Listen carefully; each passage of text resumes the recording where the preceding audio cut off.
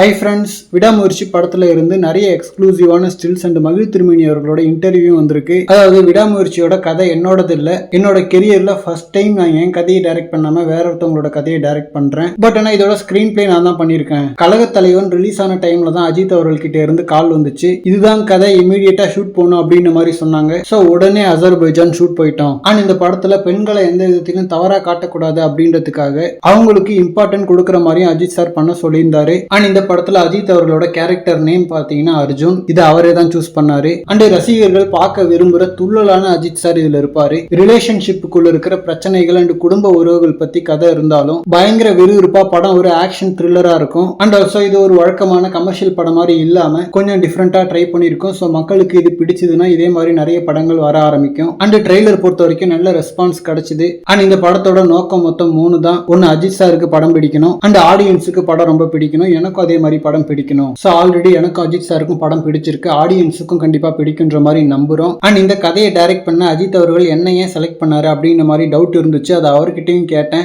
நாம 2 பேருமே கம்ஃபர்ட் ஜோனை விட்டு ஒரு படம் பண்ணணும், அதுக்காக தான் உங்களை செலக்ட் பண்ண அப்படின்ற மாதிரி சொன்னாரு. அப்படின்ற மாதிரி இயக்குனர் மகிழ் திருமேனி அவர்கள் விடாமுயற்சி படம் பத்தி பேசியிருக்காரு. அண்ட் விடாமுயற்சி படத்தோட டூரேஷன் பாத்தீங்கன்னா 2 மணி நேரம் 34 நிமிஷம் சொல்லப்படுது. சோ ஒரு நல்ல பாசிட்டிவான டூரேஷன் தான். ஏன்னா இப்பெல்லாம் மக்கள் தியேட்டருக்கு போறதுக்கு முன்னாடி படத்தோட டூரேஷனையும் பார்த்துட்டு தான் போறாங்க.